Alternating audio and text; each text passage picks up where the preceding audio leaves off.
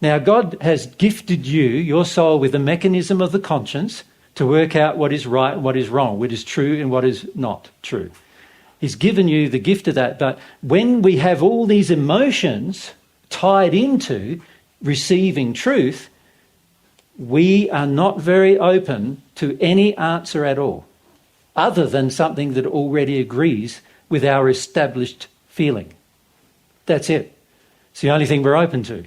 Now, if I've grown up in Australia and you've grown up in Austria or in Germany or, in Serbia or any of the other countries that are represented here, you and I have very different views based on our socialisation of our upbringing, very different views about what love is.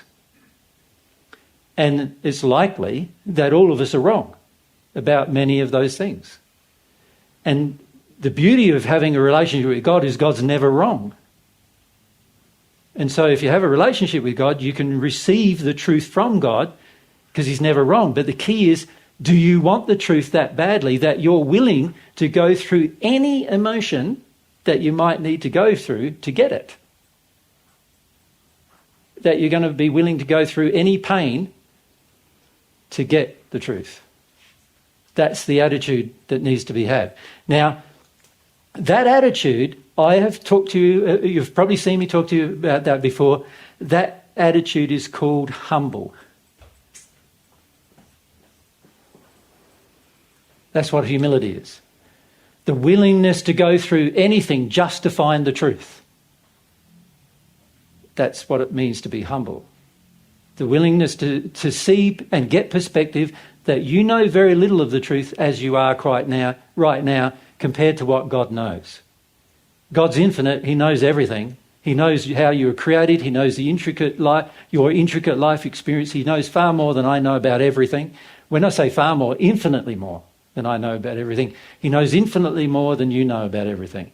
So it would make a lot of sense to actually have a relationship with God in order to determine what truth is. But that's going to require you being humble. Now on earth, being humble, it's a very rare thing that I see a person humble on earth. In almost every seminar we have, there's barely anybody who's humble.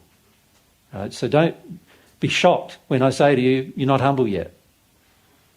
Because it's a normal condition of earth.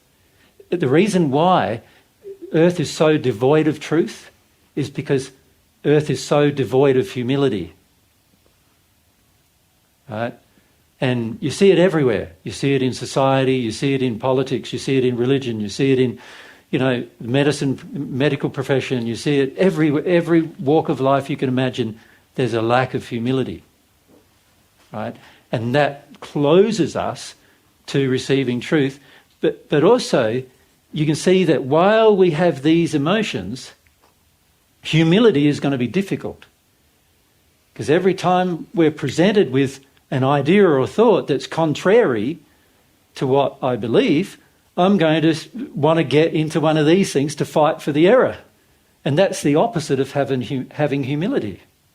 I want to get into rage. I want to get into anger. Rage and anger are power over my feelings. Right? Condescension is power over my feeling and making you feel bad while I get power over my feeling. Time is just, I'm just going to lay back and let time go past and hopefully things will change. Right? Doubt and confusion is, it's better to have doubt and confusion because then you don't have to take a positive action. You don't have to work out what love is and then do it. Right? Comparing, excusing, judging, minimise, these are all things we do, emotional things we do, that are all with the goal of supporting error. A person who loves truth doesn't do any of those things. Right? Any of them. You will get to the stage in your future, if you are desirous of that stage, you will get to the stage in the future that you never experience any of these ever again. Ever. No celestial spirit ever feels any of these things.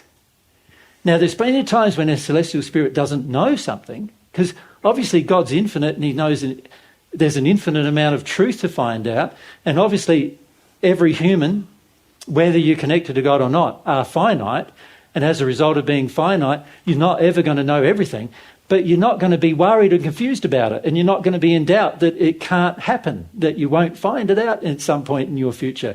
You won't blame God, you won't be judging other people, you won't be minimising your own condition, because your own condition's perfect now. There's nothing to minimise, right?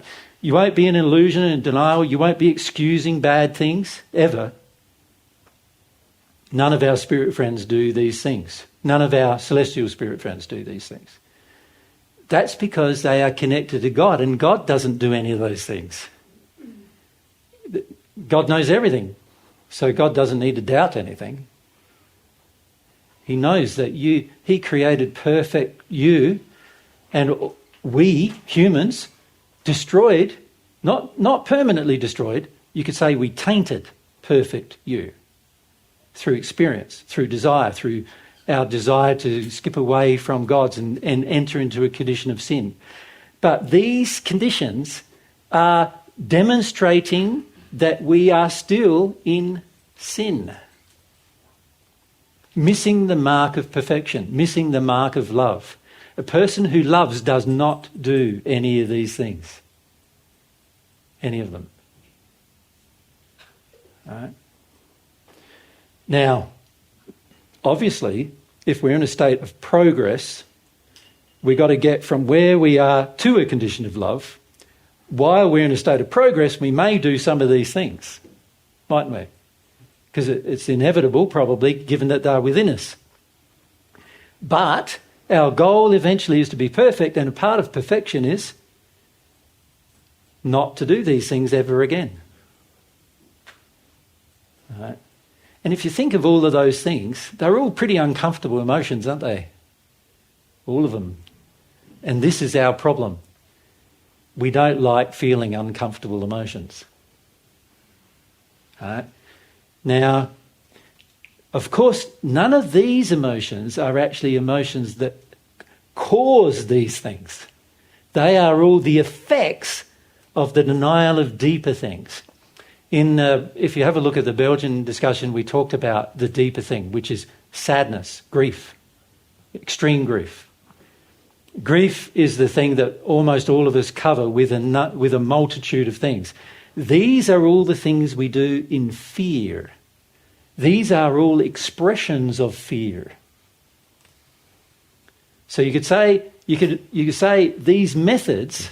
I'll just rub out the yes, no, maybe. These methods we're using to avoid truth are all fears. They're expressions of our fears. They're us expressing fear in the way that we've learnt to express it. Right? And fears, by definition, support error. So that's the purpose of these things, is to maintain the error. So we're okay understanding that? It's important to grasp this fundamental principle of your life for your future. If you ever wish to get rid of your error, you are going to go through a fight with your sin. And the first part of the fight is going to be a very thankless task of removing from yourselves all the methods you use to avoid your sin, which are all of your fears. You have to learn how to feel fear rather than do these things. That's the challenging thing to do. So